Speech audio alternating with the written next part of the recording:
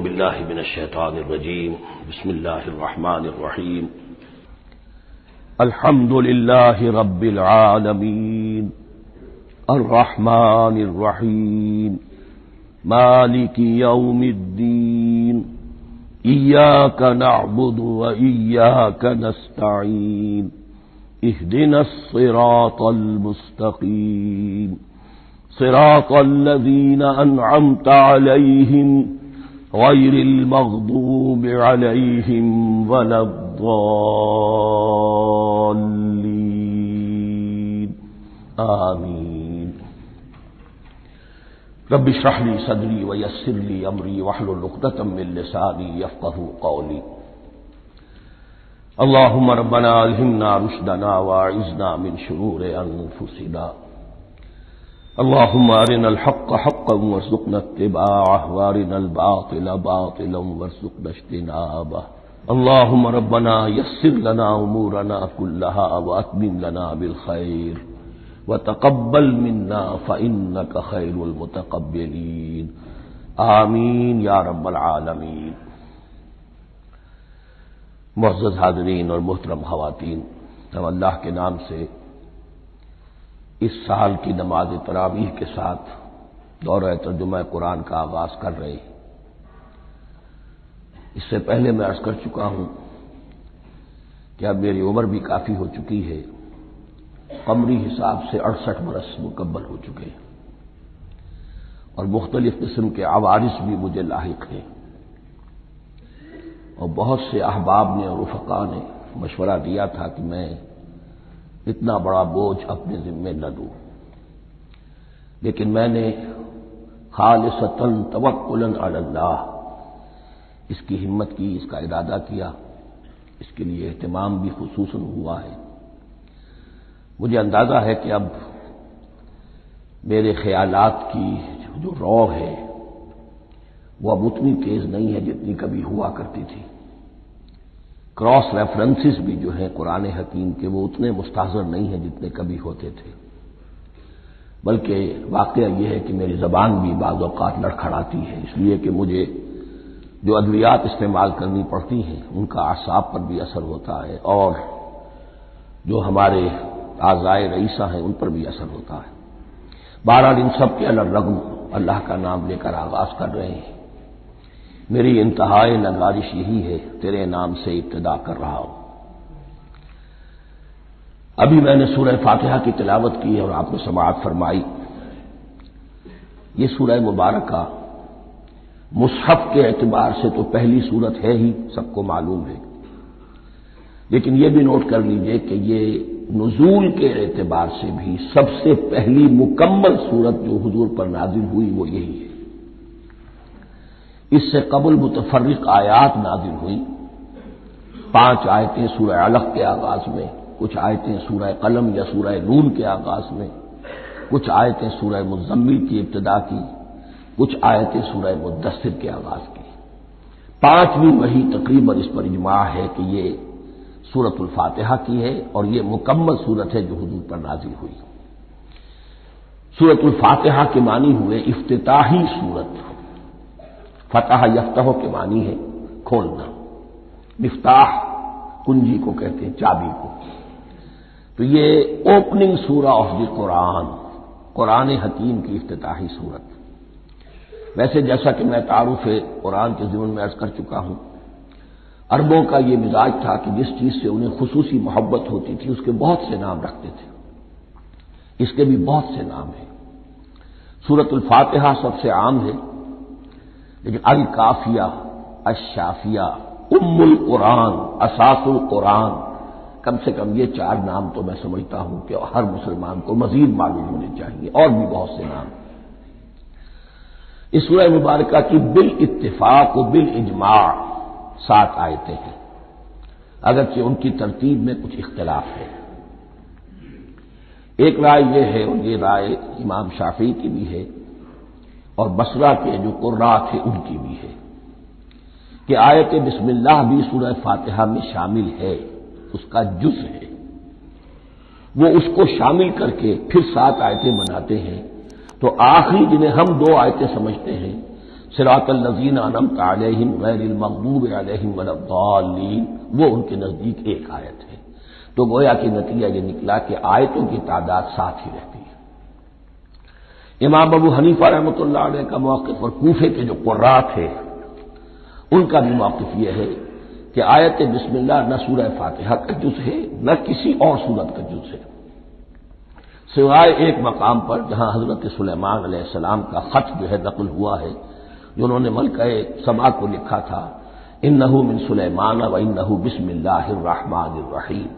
تو قرآن کے متن میں صرف اسی جگہ پر یہ آیت شامل سمجھتے ہیں، باقی یہ صرف علامت کے طور پر کہ یہاں سے ایک نئی سورت شروع ہو رہی ہے درج کی گئی ہے۔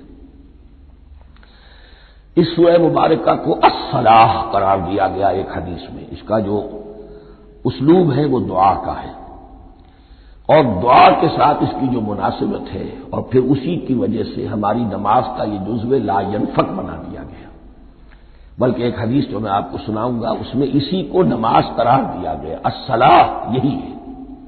ویسے وہ حدیث مبارک موجود ہے، لا صلاۃ لمن لم یقرأ بفاتحۃ الکتاب، جو شخص سورہ فاتحہ کی تلاوت نہیں کرتا اس کی کوئی نماز نہیں۔ اس کے حوالے سے بھی ہمارے ہاں دو مسلک ہے، ذکر صرف اس لیے کر رہا ہوں کہ آپ کے علم میں ہو، ان میں کوئی بنیادی فرق نہیں ہے، کسی بھی ایک رائے کا انسان قائل اور حامل ہو سکتا ہے بغیر اس کے کہ دوسرے کو بالکل غلط قرار دے، بلکہ یہ کہ اس کے لیے بھی گنجائش اپنے ذہن میں اور اپنے دل میں رکھے۔ تو ایک رائے یہ ہے کہ یہ میں کیا عرض کر رہا تھا کوئی بھول گیا ہوں۔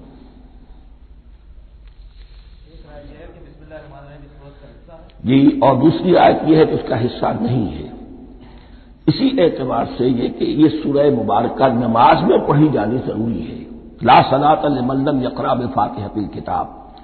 البتہ یہ اختلاف ہے، یہ بات جو میں ذکر کر رہا تھا جو ذہن سے نکل گئی، کہ آیا مقتدی جو ہے امام کے پیچھے کھڑا ہو کر جب نماز پڑھ رہا ہو تو کیا اس صورت میں بھی اس کے لیے لازم ہے کہ سورہ فاتحہ پڑھیں؟ اس میں دو رائے ہو گئی، بلکہ تین۔ ایک رائے انتہائی ہے اور وہ فقہ حنفی کی طرف منسوب ہے کہ اگر آپ امام کے پیچھے مقتدی کی حیثیت سے نماز پڑھ رہے تو کسی بھی رکعت میں آپ سورہ فاتحہ نہیں پڑھیں گے۔ ایک دوسری بالکل برعکس رائے ہے، وہ امام شافعی رحمۃ اللہ علیہ کی ہے کہ ہر حالت میں چاہے امام جہری رکعت پڑھا رہا ہو جس میں وہ بلند آواز سے سورہ فاتحہ پڑھ رہا ہو اور چاہے وہ سری رکعت ہو، ہر حالت میں مقتدی کو بھی پڑھنی ہے۔ ایک تیسری رائے بین بین ہے، وہ امام مالک کی ہے رحمۃ اللہ علیہ، کہ جو سری رکعت ہے جس میں کہ امام بھی خاموشی سے پڑھ رہا ہے مقتدیوں کو بھی پڑھنی چاہیے، جو جہری رکعت ہے جس میں کہ امام بلند آواز سے پڑھ رہا ہے اس میں مقتدیوں کو خاموش رہ کر پوری توجہ جو ہے سننے پر صرف کر دینی چاہیے۔ اذا قرئ القرآن فاستمعوا له وانصتوا، جب قرآن پڑھا جا رہا ہو تو پوری توجہ اس کے پڑھنے پر مرکوز کر دو اور خود خاموش رہو۔ میرے اپنی رائے میں یہ تیسری رائے سب سے زیادہ صائب ہے اور اس میں کسی طرح کی بھی کوئی پیچیدگی پیدا نہیں ہوتی۔ بہرحال اس سورہ مبارکہ کا جو اسلوب ہے میں نے عرض کیا دعائیہ ہے، البتہ قرآن مجید کے علم اور حکمت کے اعتبار سے، اس کے فلسفے کے اعتبار سے ایک بات سمجھ لینی چاہیے۔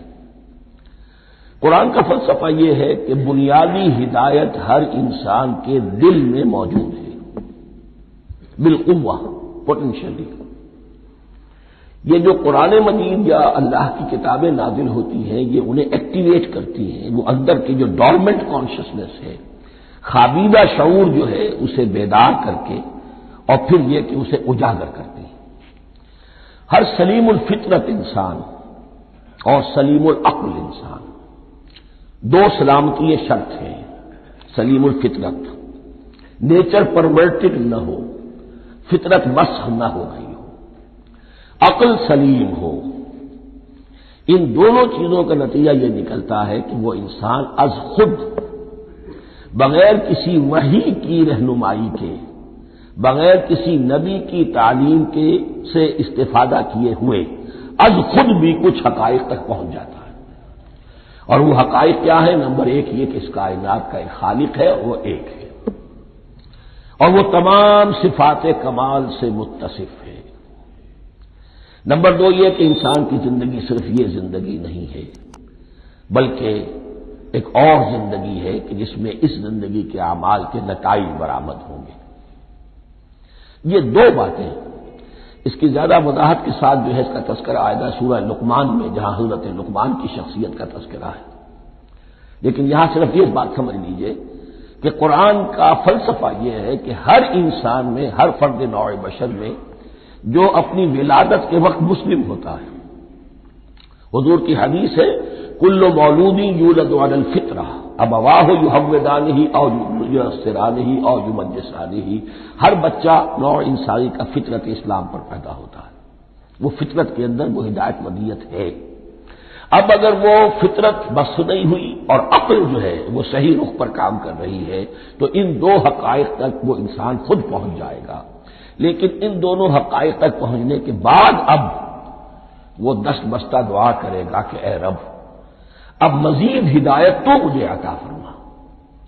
ایک تو یہ کہ میں کیا کروں کیا نہ کروں، میری عقل اس میں ٹھوکر کھا سکتی ہے، میں کسی اچھی چیز کو بری سمجھ سکتا ہوں، کسی بری کو اچھی سمجھ سکتا ہوں، تو مجھے صحیح راستہ، صحیح راہ ہدایت پر چلا۔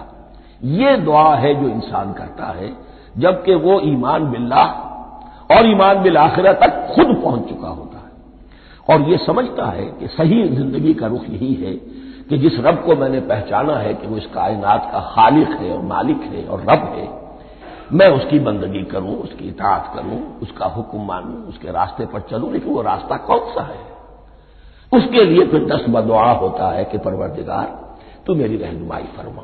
یہ مقام ہے کہ جہاں آپ سمجھ لیجئے اپنے آپ کو بھی آج اس جگہ پر تصور کرتے ہوئے پھر اس سورہ مبارکہ کو پڑھیے کہ آپ اس مقام پر اللہ کے فضل و کرم سے پہنچ چکے ہیں کہ اللہ کو آپ نے پہچان لیا اور اس کی توحید کو جان لیا، اس کی جملہ صفات کمال سے آپ واقف ہو گئے، آپ یہ بھی جان گئے کہ بڑھ کر اس کے حضور میں حاضر ہونا ہے اور وہ حساب کتاب لے گا۔ پھر آپ نے یہ عہد بھی کر لیا کہ اب زندگی گزارنی ہے اس رب کی بندگی میں، اسی کی فرما برداری میں۔ اب یہاں کھڑے ہو کر آپ پوچھتے ہیں کہ اللہ مجھے وہ تفصیلی ہدایت عطا فرما، ایسا نہ ہو کہ کبھی میں کسی راستے پر چلتا ہوا کسی پگڈنڈی پر مڑ جاؤں اور وہ تھوڑی سی جو ڈیویشن ہو میرے راستے کی وہ میری عاقبت کو برباد کر دے۔ یک لحظہ غافل گشتم و صد سال راہم دور شد، اس لیے کہ ہوتا یہی ہے صیدھے راستے سے ذرا سی کوئی پگڈنڈی جو ہے تھوڑے سے اینگل پر نکلی ہے، لیکن جب چلتے جائیں گے آپ تو جتنے آگے بڑھیں گے اس پر، اس راہ صراط مستقیم سے آپ اتنے ہی زیادہ دور ہوتے چلے جائیں گے۔ یہ ہے قرآن مجید کی حکمت اور فلسفے کے اعتبار سے اس سورہ مبارکہ کا مقام۔ اب آئیے ہم بسم اللہ کرتے ہیں۔ بسم اللہ الرحمن الرحیم، شروع کرتا ہوں میں اللہ کے نام سے جو رحمان اور رحیم ہے۔ اس پر کچھ گفتگو ہو چکی ہے تعارف قرآن کے ضمن میں کہ رحمان اور رحیم دو نام ہیں کہ جو رحمت کے مادے سے نکلتے ہیں۔ رحمان میں اللہ تعالی کی رحمت کا جوش، ہیجانی کیفیت، طوفانی کیفیت، اور رحیم میں اللہ تعالی کی رحمت کا دوام اور تسلسل۔ یہ دونوں کیفیات اللہ کی رحمت میں بیک وقت موجود ہیں جس کا ہم تصور نہیں کر سکتے۔ ہم سمندر کو دیکھتے ہیں، متلاطم سمندر ہے، اس میں ہیجان ہے، طوفان ہے۔ دریا کو دیکھتے ہیں کہ وہ سکون کے ساتھ چل رہا ہے، خاموشی سے چل رہا ہے، بہہ رہا ہے، بس تسلسل کے ساتھ بہہ رہا ہے۔ ہم ان دونوں کیفیات کو علیحدہ علیحدہ دیکھتے ہیں تو ہمارا ذہن ان دونوں کو بیک وقت اس کا تصور نہیں کر سکتا، تخیل ممکن نہیں۔ لیکن اللہ کی رحمت کی یہ دونوں شانیں مستقلاً ہر وقت موجود ہیں بیک وقت، اسی لیے ان دونوں کے درمیان کہیں حرف عطف نہیں آئے گا۔ بسم اللہ الرحمن الرحیم، الحمد للہ رب العالمین، کل حمد، اور حمد کو ذہن میں رکھ لیجئے، حمد مساوی ہے تعریف جمع شکر۔ عام طور پر ترجموں میں ایک لفظ لایا جاتا ہے، کل تعریف اللہ کے لیے، یہ کافی نہیں ہے۔ تعریف آپ کسی شے کی کر سکتے ہیں جس میں کوئی حسن ہے، خوبی ہے، کسی بھی اعتبار سے، خواہ آپ کو اس کے حسن و خوبی سے کوئی فائدہ حاصل نہیں ہو رہا۔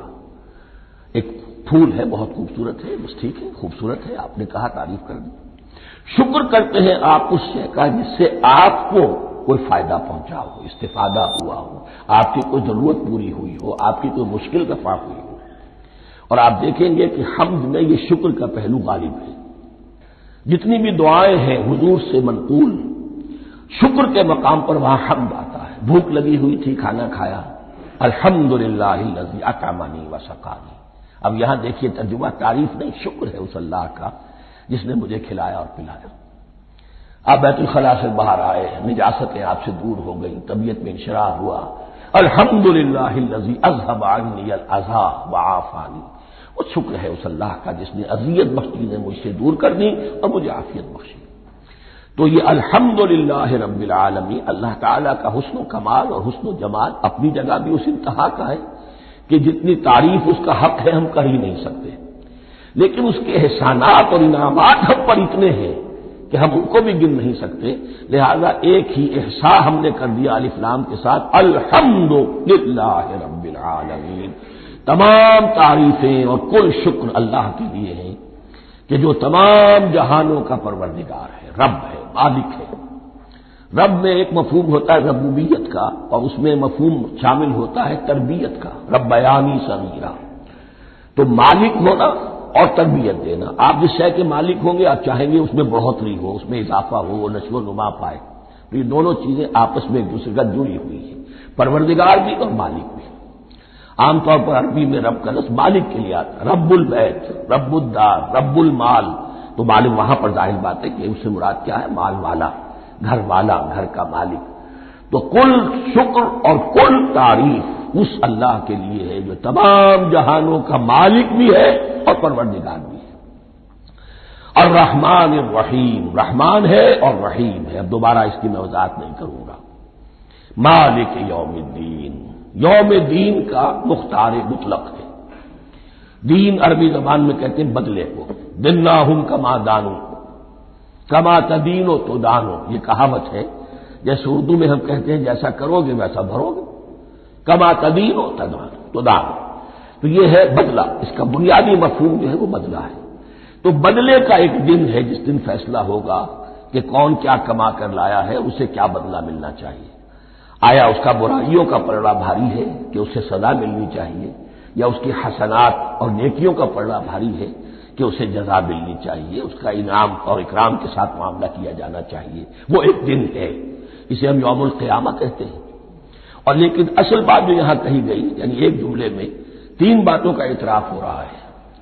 بعث بعد الموت، ایک دن آئے گا کہ ہم مرنے کے بعد تمام انسان اٹھا لیے جائیں گے، پھر حساب و کتاب، پھر اللہ کے ہاں حاضری ہوگی اور حساب کتاب ہوگا۔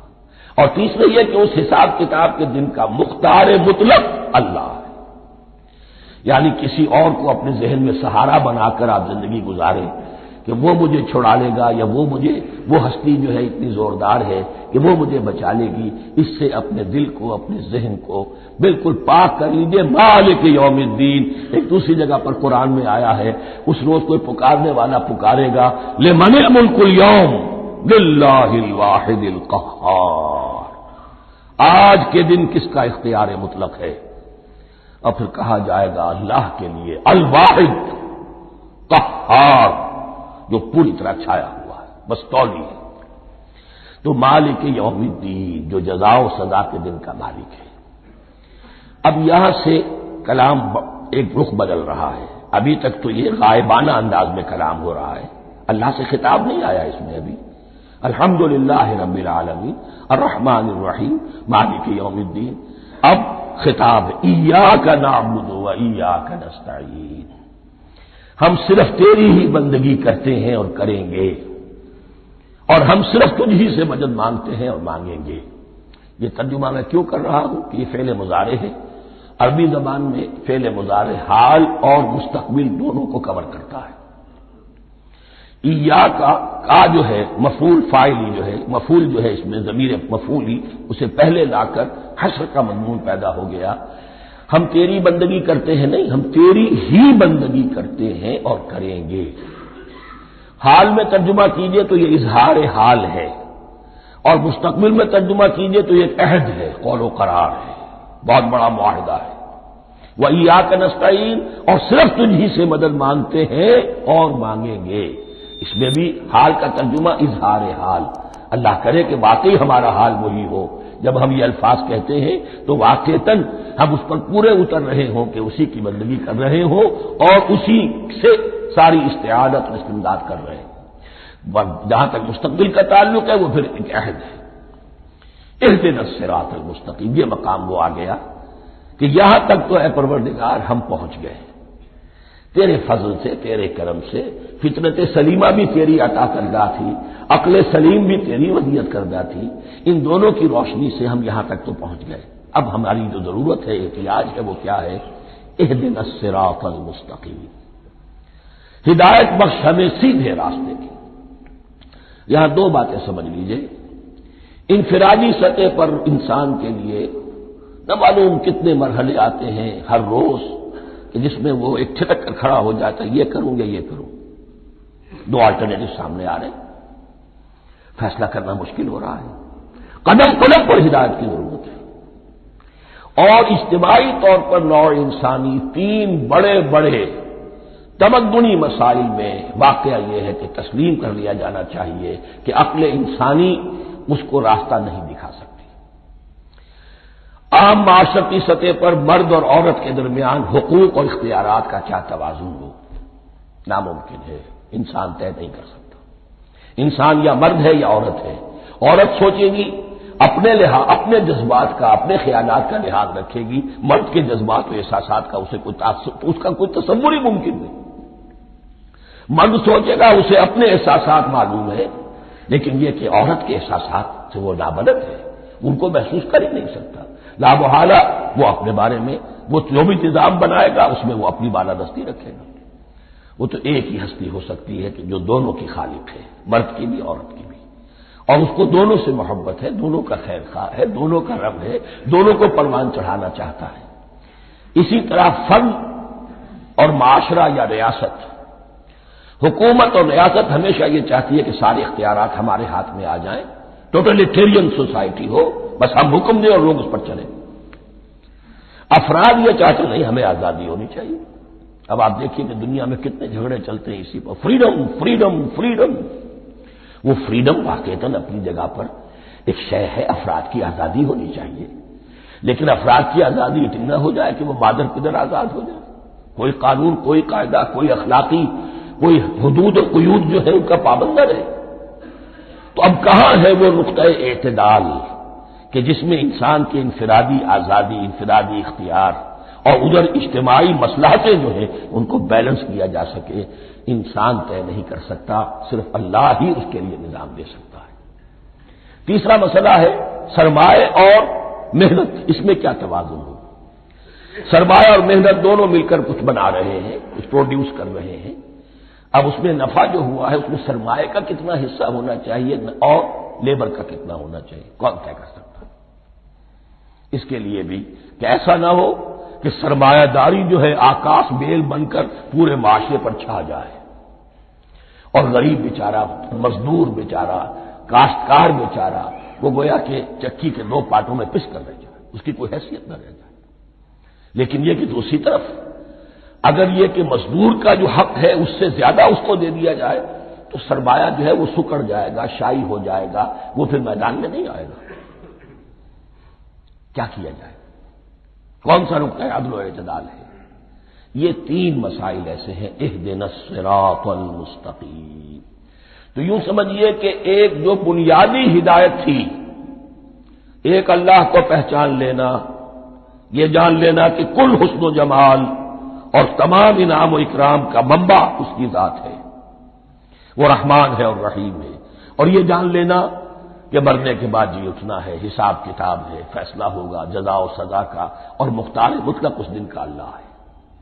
پھر یہ عہد کر لینا ایاک نعبد و ایاک نستعین۔ اس کے بعد دعا، پروردگار ہمیں ہدایت پر قائم رکھ، ہماری ہدایت میں اضافہ فرما۔ اس ہدایت کے لفظ کو سمجھ لیجئے، بنیادی ہدایت، تفصیلی ہدایت، قدم قدم پر ہدایت، ہدایت پر ہدایت۔ والذین اہتدوا زادہم ہدی، جو لوگ ہدایت کے راستے پر آتے ہیں اللہ ان کی ہدایت میں اضافہ کرتا ہے۔ تو یہ قدم قدم پر ہمیں ہدایت کی ضرورت ہے اور مرحلہ وار ضرورت ہے۔ ہدایت اس کو بھی کہتے ہیں کہ کسی نے آپ سے کوئی پتہ پوچھا، آپ نے کہا ادھر جانا، پھر دوسری گلی میں مڑنا، پھر جانا دو تین لائٹیں چلے جانا، پھر مڑنا وغیرہ وغیرہ، یہ بھی ہدایت ہے، نظری طور پر آپ نے بتایا ہے۔ ایک ہدایت یہ ہوئی کہ بھائی میں چلتا ہوں آپ کے ساتھ، میں آپ کو وہاں پہ پہنچا دوں گا تاکہ آپ کو دقت نہ ہو، آپ نے منزل تک پہنچا دیا۔ ان دونوں کے درمیان، یہ تو میں نے ایک فرد کی مثال دی ہے، اللہ اور بندے کے درمیان نہ معلوم کتنے مراحل ہیں ہدایت کے۔ تو کسی وقت بھی انسان اپنے آپ کو ہدایت خداوندی سے مستغنا نہیں سمجھ سکتا، اور نہیں تو پروردگار جو ہدایت دی ہے اس کو ہدایت پر قائم رکھ۔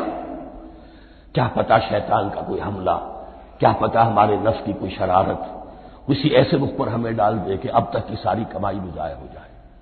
لہذا یہ نہ سمجھیے کہ جب یہ ساری چیزیں ان کو معلوم تھی، وہ ان چیزوں کا تو اقرار کر رہے تو اب ہدایت کون سی مانگ رہے؟ تو ہدایت کا تو بڑا میدان کھلا ہوا ہے، اور اس ہدایت کی وہ جو میں نے آخری شکل آپ کو بتائی ہے کہ منزل مقصود تک پہنچا دے، یہ ہدایت بھی قرآن مجید میں اس معنی میں بھی لفظ آیا ہے کہ اہل جنت جب جنت میں داخل ہوں گے تو جو ترانہ حمد ان کی زبان پر اس وقت ہوگا وہ کیا ہے؟ الحمدللہ الذی ہدانا لہذا وما کنا لنہتدی لولا ان ہدانا اللہ۔ کل شکر اس اللہ کا جس نے ہمیں یہاں تک پہنچا دیا، ہدایت دی جہاں تک پہنچا دیا، اور ہم ہرگز نہ پہنچ پاتے، ہم ہرگز ہدایت یافتہ نہ ہو سکتے اگر اللہ ہی ہمیں ہدایت نہ دیتا۔ اہدنا الصراط المستقیم، سیدھا راستہ، صراط الذین انعمت علیہم، اب اس کی مزید وضاحت ہے، راستہ اس کا ان لوگوں کا جن پر تیرا انعام ہوا۔ یہ کون لوگ ہیں؟ اس کی وضاحت آپ کو ملے گی سورہ نساء میں، من یطع اللہ والرسول فاولئک مع الذین انعم اللہ علیہم من النبیین والصدیقین والشہداء والصالحین۔ چار طبقات ہیں منعم علیہم جن پر اللہ کا انعام ہوا ہے۔ چوٹی پر انبیاء کرام، اس کے بعد صدیقین کرام، اس کے بعد شہداء عظام، اس کے بعد عام صالح مسلمان، صالح ہو۔ یہ بیس لائن ہے، اس سے اوپر کا درجہ شہداء کا ہے، اس سے اوپر کا درجہ صدیقین کا ہے، اور پھر اس سے اوپر کا درجہ انبیاء کا ہے۔ انبیاء میں سے پھر وہ بھی ہوتے ہیں کہ جو اولو العزم میں من الرسل ہیں، لیکن یہ چار طبقات ہیں، ان کے راستے پر ہمیں چلا۔ غیر المغضوب علیہم ولا الضالین، جو مغضوب علیہم نہیں ہوئے، جن پر تیرا غضب نہیں ہوا، اور غضب ہوتا ہے ان پر کہ جو ہدایت کے واضح ہونے کے بعد ہدایت کو ترک کر دیں، وہ ہے مغضوب علیہم۔ جنہیں ہدایت مل گئی ہو، ہدایت کو پہچان لیا ہو، پھر اپنی شرارت نفس کی وجہ سے، اپنی نفسانیت کی وجہ سے، اپنے تکبر کی وجہ سے، اپنے حسد کی وجہ سے وہ اس حق کو رد کر دے، اس کو ترک کر دے، ان پر اللہ کا غضب آتا ہے۔ اور اس میں اس کی بہت بڑی مثال تاریخ کے اعتبار سے یہودی ہے۔ اللہ نے انہیں ہدایت دی، کتابیں عطا کی، تورات، انجیل، زبور، سینکڑوں نبی ان میں مبعوث کیے، 1400 برس تک نبوت کا تار ٹوٹا ہی نہیں، مسلسل۔ ابتدا میں بھی 2 نبی، موسیٰ اور ہارون، اور اختتام پر بھی 2 نبی، عیسیٰ اور یحییٰ علیہ الصلاۃ والسلام، اور ان کے مابین کوئی لمحہ نہیں آیا ہے تاریخ بنی اسرائیل میں جبکہ کوئی نہ کوئی نبی موجود نہ ہو۔ لیکن انہوں نے اپنی شرارت نفس کی وجہ سے ہدایت تورات سے بھی منہ موڑا، اور پھر سب سے بڑی بات یہ کہ ہدایت محمدی سے، ہدایت قرآنی سے بھی صلی اللہ علیہ وسلم منہ موڑا، وہ ہے مغضوب علیہم ولا الضالین، اور نہ ہی گمراہ ہوئے۔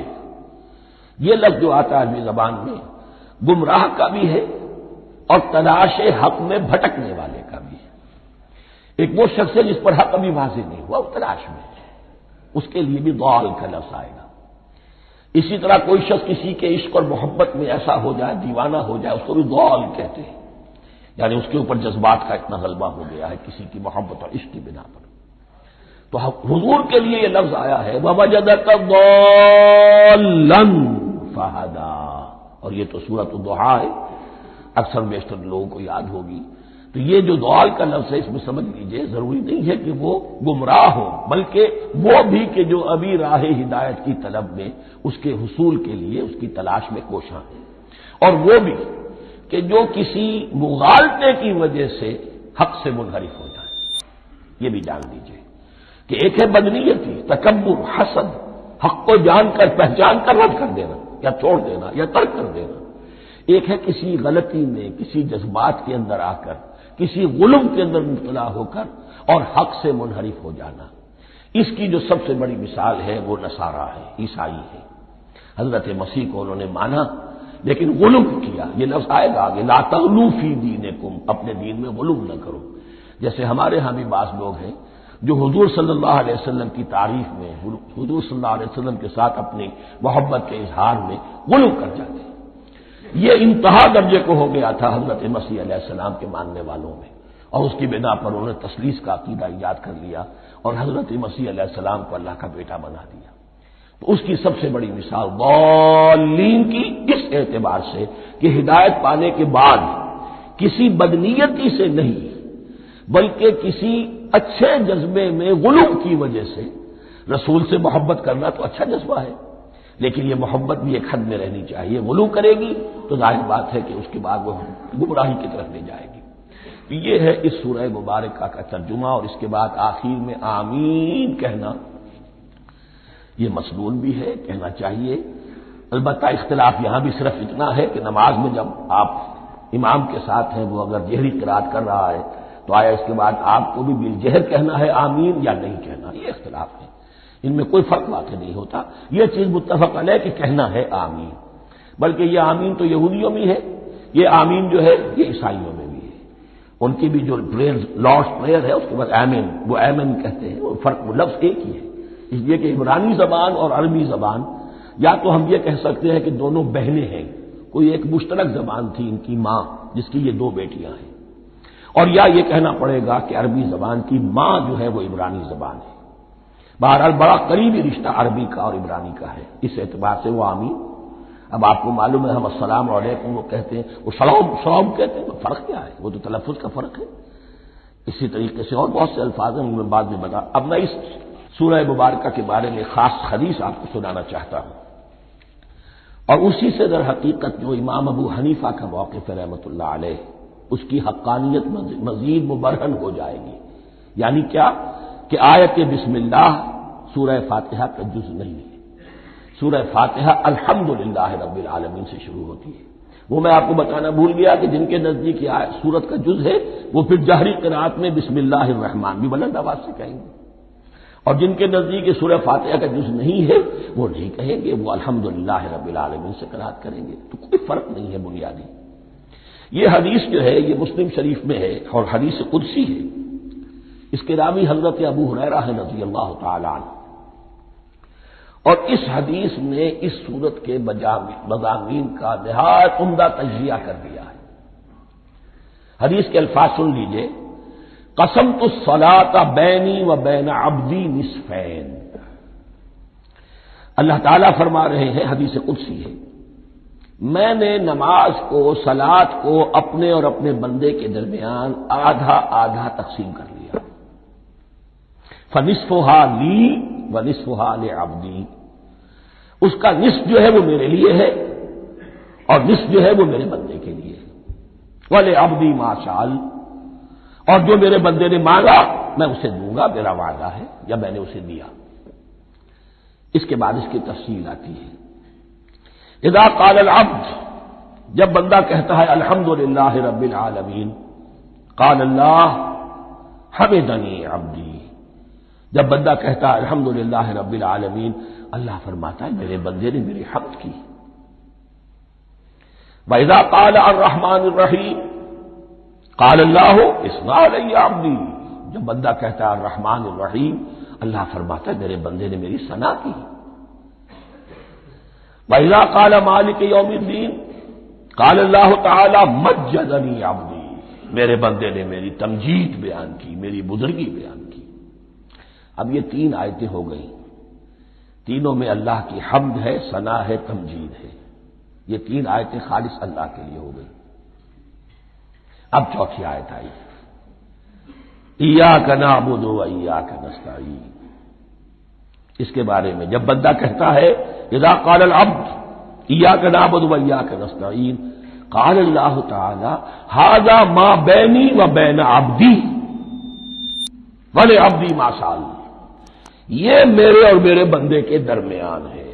یہ تو یوں سمجھیے کہ یہ گرا لگ گئی ہے میرے اور میرے بندے کے مابین۔ اس نے مجھ سے قول و قرار کیا ہے، اس نے میری بندگی کا اعتراف کیا ہے، اس نے تسلیم کیا ہے کہ میری ہی بندگی کرتا ہے اور کرے گا، اور مجھ سے مدد چاہیے۔ ھذا ما بینی و بین عبدی، یہ معاہدہ ہے۔ معاہدہ دو فریقوں کے مابین ہوتا، یہ میرے اور میرے بندے کے مابین ہے۔ والے عبدی ما سأل، اور میں نے اپنے بندے کو دیا جو اس نے مانگا۔ وہ میری مدد چاہتا ہے، میری مدد اس کے شامل حال رہے گی۔ وَإِذَا قَالَ، اور جب بندہ کہتا ہے اهْدِنَا الصِّرَاطَ الْمُسْتَقِيمَ صِرَاطَ الَّذِينَ أَنْعَمْتَ عَلَيْهِمْ غَيْرِ الْمَغْضُوبِ عَلَيْهِمْ وَلَا الضَّالِّينَ، قال اللہ تعالی ھذا لعبدی ولعبدی ما سأل، یہ تین آیتیں یہ میرے بندے کے لیے۔ اهْدِنَا الصِّرَاطَ الْمُسْتَقِيمَ، اسی صراط مستقیم کی وضاحت ہے مثبت، صراط الذین انعمت علیہم، اسی صراط المستقیم کی وضاحت ہے منفی انداز میں، غیر المغضوب علیہم ولا الضالین۔ یہ سب میرے بندے کے لیے ہے، اور میں نے اپنے بندے کو دیا جو اس نے مانگا۔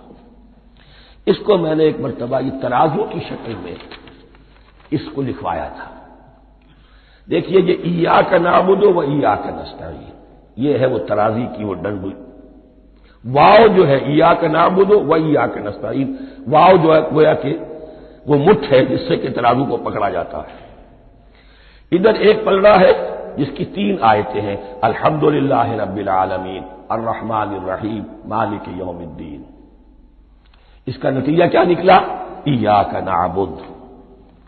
آپ نے شاید یہ سنا بھی ہو، ایک بہت ہی عمدہ قرات کا جو ریکارڈ ہے قاری عبدالباسط عبدالصمد کا، وہ یہیں سے چل کر سورہ فاتحہ کی قرات کر کے ایاک نعبد پر آ کر رکتا ہے۔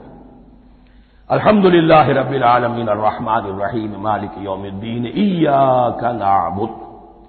گویا کہ یہاں یہ صورت بالکل ہاف ہو گئی ہے۔ تین آیتوں میں اللہ کی حمد ہے، ثنا ہے، تمجید ہے، جس کا نتیجہ ہم تیری ہی بندگی کرتے ہیں، تیری ہی اطاعت کریں گے۔ لیکن اب اس کے بعد سوال ایاک نستعین، اسی کی جو استعانت کیا درکار ہے ہمیں؟ ہدایت۔ ہدایت سب سے بڑی استعانت ہے، ہدایت ہی تو سب سے بڑی مدد ہے۔ اهدنا الصراط المستقیم صراط الذین انعمت علیہم غیر المغضوب علیہم ولا الضالین، یہ ایاک نستعین کے حکم کے ساتھ یہ تین آیتیں آ گئیں۔ اهدنا الصراط المستقیم صراط الذین انعمت علیہم غیر المغضوب علیہم ولا الضالین، قسمت الصلاۃ بینی و بین عبدی نصفین فنصفها لی ونصفها لعبدی ولعبدی ما سأل۔ اللہ تعالیٰ اس سورہ فاتحہ کا جو اصل مفہوم ہے وہ بھی ہمارے ذہنوں پر، ہمارے شعور کی سطح پر اسے اجاگر کیے رکھے، ہمیں توفیق دے کہ جب بھی پڑھیں، جب بھی سنیں تو وہ کیفیت اگر ہو جائے۔ اس لیے کہ ایک حدیث ہے کہ الصلاۃ معراج المومنین، نماز تو اہل ایمان کے حق میں معراج کے درجے میں ہے۔ اس حوالے سے ہم یہ سمجھ سکتے ہیں کہ کوئی وقت ایسا آ سکتا ہے کہ انسان کو واقعتاً، روح انسانی واقعتاً اللہ کے یہ جواب سنے، انہونی بات نہیں ہے۔ ہوتا ہے خطاب آخر، اٹھتا ہے حجاب آخر، کرتے ہیں خطاب آخر، یہ تو ہوتا ہے۔ مخاطبہ الہی ہے تو میں نے عرض کیا کہ ثابت ہے، مخاطبہ، محادث اور تحدیث اللہ بندوں سے کلام کرتا ہے۔ بارک اللہ لی و لکم فی القرآن العظیم ونفعنی و ایاکم بالآیات والذکر الحکیم۔